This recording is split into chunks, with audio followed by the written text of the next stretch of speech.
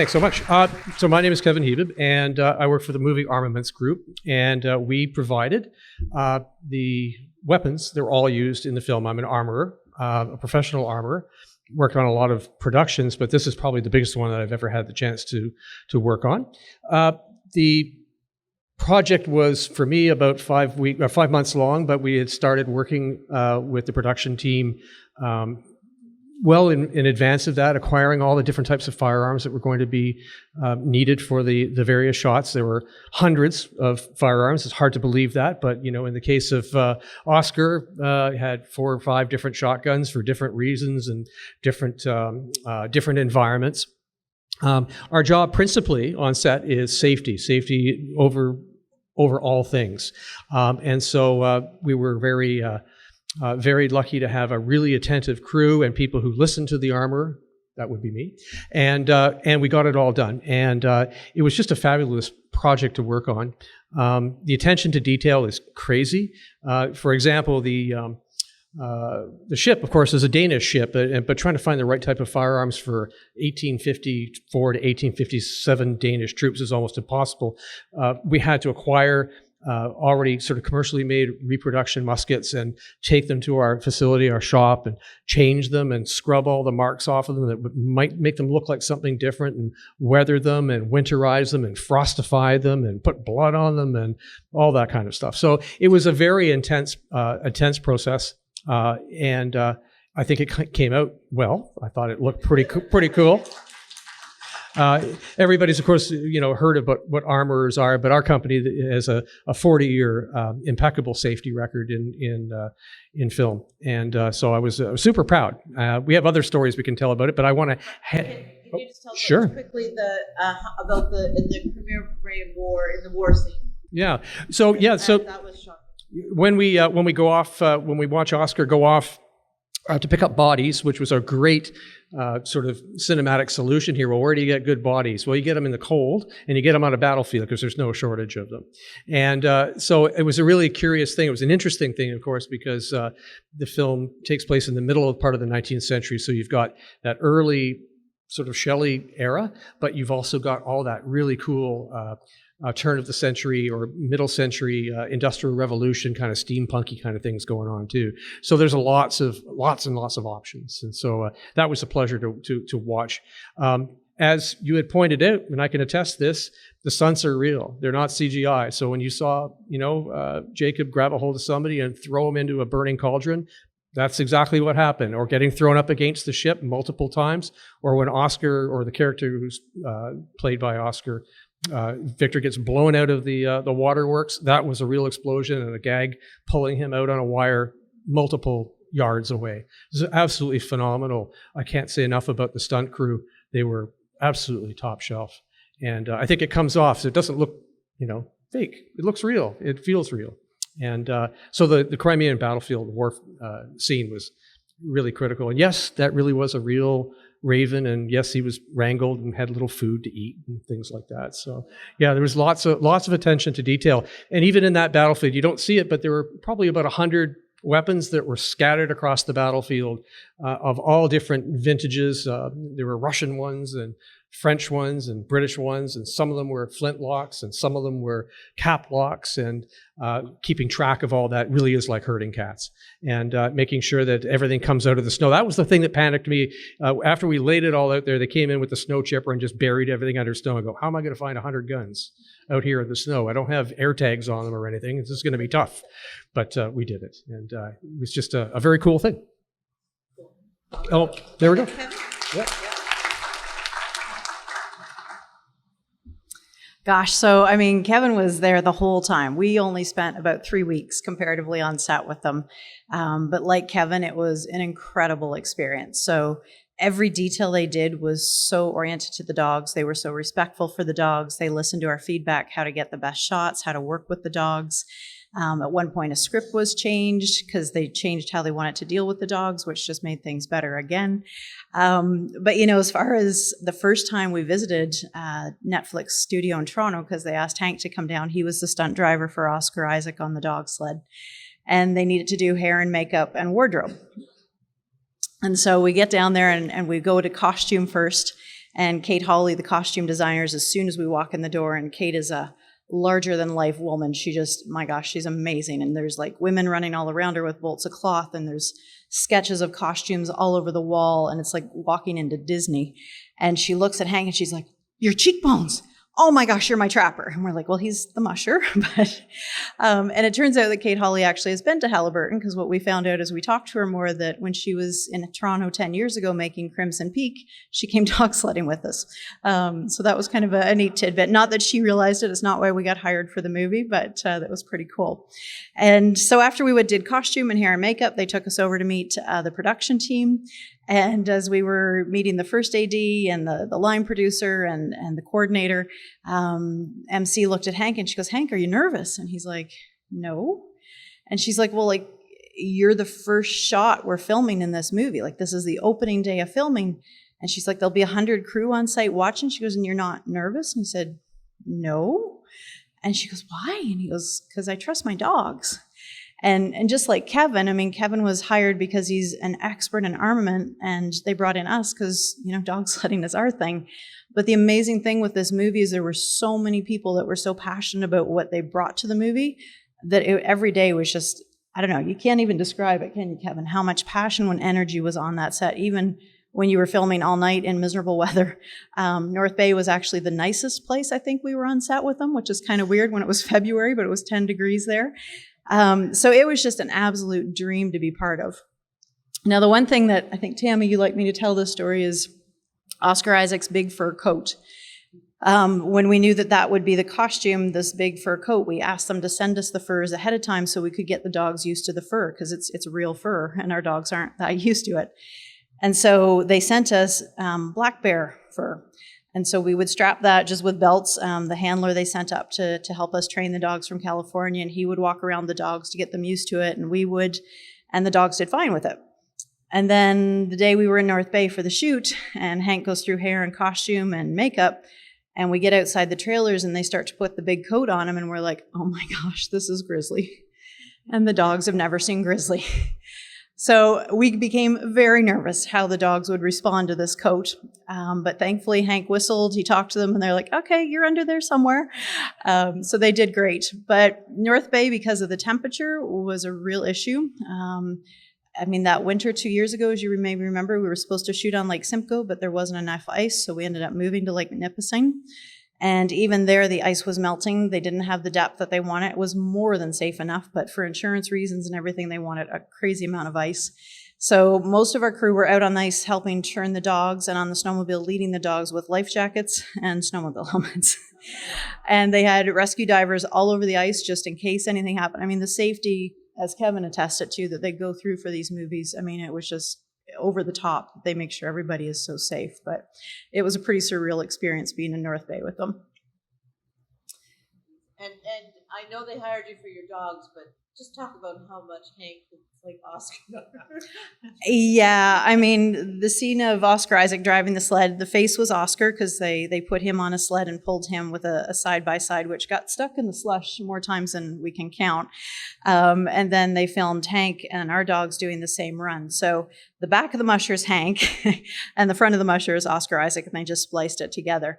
But when we were on the ice later, when Oscar's leaning over the one dog, Neptune, I mean, we were right there beside him, and we have an image of Oscar and Hank, and it's crazy with hair and makeup. They literally could be brothers. It was pretty nuts. And then I guess I'll finish with the clap out that you asked me to. So the last day we were on set was a day they'd called us back, and that was at Black Creek Pioneer Village. And as we finished the shoot, one of the assistant directors put into his radio, he says, "I think Angus needs a clap out." And we didn't know what a clap out was. But all of a sudden, all the crew erupted in this huge applause for the dogs, signifying their last day on set. And then they asked us to come inside and talk to Guillermo. And we were very honored, but it wasn't until much later when we start talking to other industry people that we hear that animals are never clapped off of set. Clap-outs are reserved for main actors on their last day of filming. So that just made us even more honored about how much they appreciated the dogs. So that was pretty cool.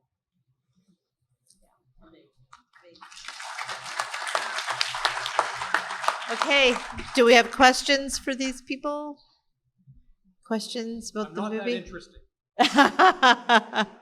Yes, back there. On the general overview, please, of where everything was filmed. Like where was Oh, the yeah. ship, where was the Yeah. dogs, I know now North Bay, but where, just the general locations. Yeah, at multiple locations in Southern Ontario. We started principal shooting, or actually pre-production and some of the principal shooting on Lake Nipissing in North Bay in the very first week of February. We did a lot of it down at Netflix Studios down in downtown Toronto on the waterfront, Kleinburg, Black Creek Pioneer Village, and some other locations in outside of Hamilton as well. So there were lots of locations, and the Markham Museum grounds. That's where the waterworks was built. That's where the battlefield was. So yeah, it was spread around pretty good. Yeah. The scenes of the rocky shoreline coated in ice, that sort of thing. Is that manufactured, or is that actual? Like, With the ship? Yeah. Yeah. So if you can imagine this, the whole parking lot at Netflix was turned into an ice skate. So the ship was actually there. Those big juts of ice were all fabricated. There was white snow matting put down, and then, I mean, it's hard to believe, but there were literally tractor truck loads of block ice and ice chippers shooting ice everywhere. So there was ice all over in the foreground, and I mean, it was the real deal. It was absolute. It was. The interesting thing is that it's a look you can get. Yeah. In a huge body of water after a stormy fall. Yeah. There was an awful lot of attention to detail. I mean, I'm sort of an authenticist. I really like things authentic because I think it comes out, and in the work that I do personally. But the production team, and Guillermo particularly, is also very keen on that. The look, it's a very lush film. It's the best way I could describe it. It's just so big, and I've seen it 3 or 4 times now. I saw it in IMAX, and every time I watch it, I see something that I didn't see before, and interesting. I remember when Christoph Waltz came on set and go, "What is with the hair? I can't figure out the black wig. It just doesn't," and I didn't know until later on. I had to read the script a little more carefully, find out, oh, he's got some venereal disease. I had no idea. But one of the opening scenes, which was actually kind of interesting, when Lars Mikkelsen and the crew of the Horizon grabbed the so-called blunderbuss. Well, that was something that had to be manufactured by our company. It was engineered to actually function and work as a special effect, and that took a great deal of design. It's sort of loosely based on something that's historical. That's a little earlier, but Guillermo loves guns like that. If you saw Hellboy, he likes big guns and things like that. I do remember one lovely story, though. Once when we showed it to him, he held on to it. He said, "I think I'm just going to hold on to this, and when boys come over to date my daughter, I'm gonna." So, but yeah, there was the attention to detail was remarkable, and I couldn't say enough about it. A super kind family sort of feel on set. But very, very, very, very long, hard, cold nights because there were a lot of night shoots, and it was the ship particularly. It was on those gimbals, and it would be in like not a 45-degree angle, but a 30-degree angle for hours. So you were like walking like this constantly, and there was guys with ice and torches, and oh my gosh, it was quite something. So my experience was nothing but fantastic. I couldn't be happier with the way it looked, and I'm just want to thank you particularly, Tanya, for putting all of this together. So, Tammy, and what can I say? And I'm Robin's neighbor. Just to So yeah. Say hi to Robin Duke. She's there too. Yeah. Maybe you guys could talk about if you talked about the tent scenes, because you talked about how many different locations that was, and then you could talk about how they put the pools in it. And when you talk about attention to detail and continuity, that tent scene kind of sums it all up. Yeah, sorry, but they're going to say it. So the tent scene, I don't know how many tents they went through. We burned tents, we moved tents, and every time we turned around, there was another tent being carried by set deck onto the set. So the tent scene in North Bay, we filmed some of the tent scene. And then we did tent scene, we were practicing for tent scene in Markham. And then we did tent scene again in Toronto. And then we did a blue screen version of tent screen inside the studio again in June. So, and all of those pieces are spliced into what you see, which is, I mean, seconds on the screen. And dogs, like whenever we were on set, they would tell us to take pictures of the dogs because continuity was so important that we have every dog, you know, in the right position in the sled, left, right, front, back. And then when they were staked around the tent, again, that every dog was in the exact same position every single time. So continuity was everything, that it looked authentic. And to the point about, you know, Toronto and the ice, I think when we were there, Kevin, it was the end of April, I believe. And that spring was crazy warm. So like that night was probably 10 to 15 degrees. And so we get the dogs to Toronto and it's warm. And then all of a sudden they step on all the ice that they've shredded. And the dogs are like, this is awesome. We have snow back again. And in the middle of that, because that was a very long night, the dogs were like, you know what? We're going to sleep because it's the middle of the night and we have this beautiful snow. So they all started to lay down and curl up. And so we hear Guillermo on the radio like, we need to wake the dogs up, you know, because the soldiers are battling the creature and the dogs are curled up sleeping, you know, so...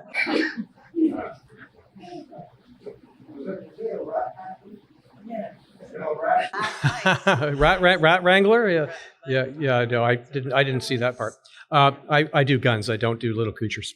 The one thing you were mentioning about the tent, there's a really great scene when Oscar is inside the tent, the creature's outside. You can see his shadow, and so that one of the things like that an armorer would do would, in this case, would say, well, when he shoots through the canvas, what should that look like? And I'm sort of, again, an authenticist, and it's always wrong in film. I don't know why. But I said, oh, you know, it should have a pattern that looks like this, and there should be smoke burns or powder burns on the canvas because it's only 2 feet away, and that's something they never get right in film. And then also making sure that they're all, you know, all the percussion weapons have percussion caps on them so they look like they're functional, and then working with the actors and how to handle it.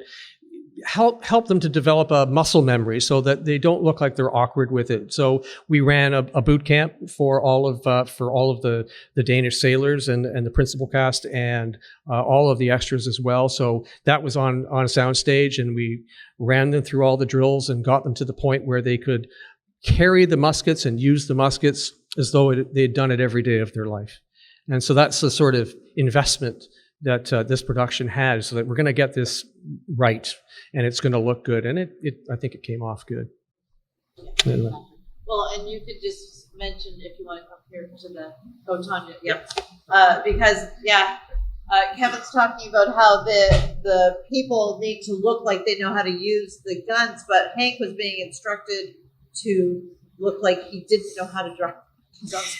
Yeah, because of course Victor is not an expert dog sledder, so when we were doing one shoot on North Bay of running the dogs, I was on shore with some of our other dogs, and my son radios in, and he's like, Mom, did you hear why they just called cut? And I'm like, no. And he's like, they said that Dad looks too professional. They want him to not look so professional. So Hank had said, what, you want me to fall off the sled? They're like, well, no, not fall off. But then he made his foot slip off the runner, and then they called rap after that. So he's like, oh, okay. Question, yeah. I'm wondering about the wolves. Are the wolves your dogs? No, the wolves are not our dogs. And the scene has come up every time we've talked. Yeah. So the wolves, there were real wolves on set. We saw them. The wolves were probably the most famous actors on set because they've been in Game of Thrones, and I mean their IMBD is just crazy. One of they're from Alberta.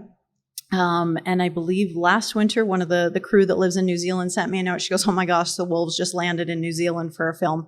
So these wolves literally travel the world. So yes, we saw the wolves. Now I know some of it doesn't always look like the wolves, but anyway. There are some models. Oh, there's puppet wolves. Yeah, there's puppet wolves as well. But yes, there were real timber wolves on the set, and they were just gorgeous creatures. Questions?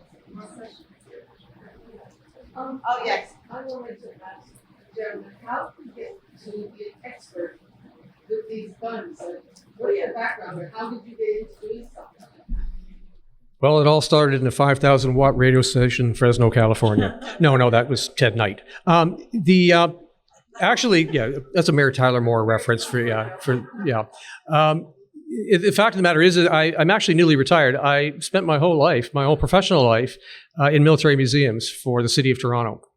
For the City of Toronto Museums and Culture Division, and worked at Fort York National Historic Site. So doing curatorial work and training those redcoats that march around and do all kinds of artillery stuff and things like that. I did some teaching museum studies at Centennial College, and I've got about probably now, I guess, 40 plus year experience with black powder, and also working with all the agencies and bodies that oversee all that stuff. So it's one of those things that you have to get into and be mentored along and spend a long time, a lot of time with it. That's how I got into it. So I kind of backed into it a little bit. I took an early retirement from the City of Toronto, and this kind of came my way. So I'm happy to do it. And since then, I've been working on some other shows. So I guess I got work. More than I really want, quite frankly. Yeah. So the pieces that you use were from your museum, and is it okay to change them the way you change them? Okay, yeah. Oh, you're talking about the musketry, like the muskets? Yeah. So our company, the company that I work for, has a large curated collection of various types of firearms. We knew the pattern and style of firearm that we should have. We're not changing the function of them, we're changing them aesthetically so that they look like they are of Danish manufacture and not American or British manufacture. So you don't modify any of the function of the weapon ever. That's not what happens. This is only aesthetics. So they come from the factory ready to go, and the first thing you got to do is start beating them with a chain and start aging them up and making them look like they've been used. The other thing that you should be aware of too is for all of those weapons, there are rubbers or resin versions of them, all modeled and cast for the stunt actors to use when they're on set so that they don't hurt themselves. We have a facility that does that, and we have skilled technicians and artists that do that. So, for every one firearm that you might see on the set, there might be 4 other variations of it for that actor, and one has snow on it, one has mud on it, one is a rubber, one's for throwing, one's for dropping, one's for shooting. So it's all of a sudden you kind of go, oh my God. When you read the script, you kind of go, oh my God, we're going to need like 100 guns here. Like, this is going to be insane. But it was really, really well managed. And thank you for the question. It's a great question. Where was Frankenstein's cathedral or whatever it was? Where he had That's on a sound exterior or interior? Okay, well, the exterior of the waterworks with the lab that was actually in Markham. That was at the Markham Fairgrounds. That was where it was set up. Full scale, full size. And then the interior was on a soundstage at Netflix. Yeah. And what about the fire? How did The they do that fire? That was a huge fire. that explosion coming out of there. Well, that's the magic of film. What can I say? But I mean, there's essentially a propellant there, a flame that is created. The actor is, if you know anything about stunt, they're gelled up so that they don't suffer any burns and stuff like that. And then they're wired and they're cabled, and they're pulled out of the action really, really quickly. And it's almost invisible. You can't really see it. But it was physically done. It was actually done 3 times. I think there were 4 cameras on it at the time. Yeah. I looked at it once and went, "Whoa! I think we should just go home with that one." But it's all done very, very, very precise and very safely. And you add the sound and everything else, and it looks pretty spectacular. Yeah, it wasn't my responsibility. I was just there to watch it on the advice of counsel. Just so I'm saying. Are there any more questions? Yes. This is just a distribution question. So is this film going to be in theaters, or does it go straight to Netflix? Yeah. It's on Netflix as of today. It will be coming out on a Blu-ray release. I don't know when, but I'm hoping soon because I want the director commentary like tomorrow. And I'm hoping that, like, sometimes a movie, if it does well in the award season, sometimes it's returned to theaters. There's like a second theater release. I don't know if Netflix will do that or not. I mean, Netflix is banking big that a lot of people are gonna pick up a Netflix account to watch this movie. It was $120 million from Netflix. Yeah. I only got half of Yeah. Any other questions? Any other questions? I do also want to mention. We'll take one last question if there's one last one. I don't think I see any. Oh yeah, right there. Yep. So this was all Canadian, this whole production? No. Sounds like it was all done here in Ontario. No. There's some stuff I can talk about and some stuff I can't talk about. But what I would say, the Edinburgh scenes and stuff, those were overseas. Those were overseas. But the stuff that you see everywhere else was all shot in Ontario. So not much of it was done in the States. Not to my knowledge. I wasn't there if it happened. Yeah. I think I know where that question is going. Yeah. But I think it's been quite often in interviews, Del Toro talks about how much he loves Toronto and Ontario and Canada. And Shape of Water was mostly filmed there as well. So, I mean, a lot of his work is filmed here. So, yay for us. And I think he's going to do even more here, hopefully. Okay, so I also want to mention that Tanya and her family, well, Hank, Hank, are you in the back? There he is. Just say yay. So there's an Oscar Isaac looking person in the back. Very cool. Very rock star. Yeah. And he, there is a book written about Hank's Iditarod Drive. Do you want to just mention the book? It will be we're going to have a table with some of the products from Winterdance tomorrow if you're a VIP, at the school. So there'll be books there that they can sign and things like that. But other than that, I just want to say on behalf of the committee, you. Oh, thank you. Yes. That's so sweet. Thank you so much.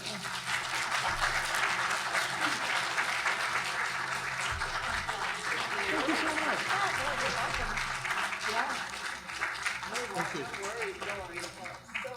So good. And I mean, we can't thank you enough, because to have the Haliburton connection to this movie and to watch it together in a Haliburton, Kinmount, Kawartha Lakes, Haliburton place like this is just been a joy. Thank you all so much for being here, and thank you for being here.